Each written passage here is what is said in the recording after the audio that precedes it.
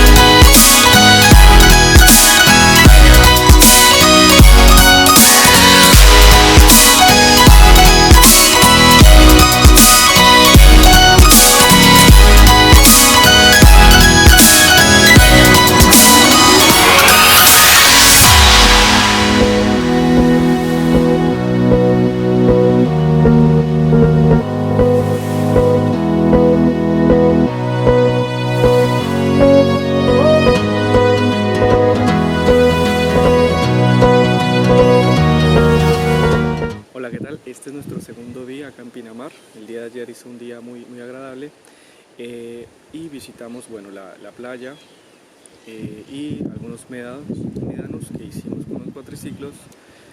También visitamos Villa Gesell, Este y Carilo, que quedan acá cerca, unos lugares muy agradables. Estuvimos comiendo en Villa Gesell.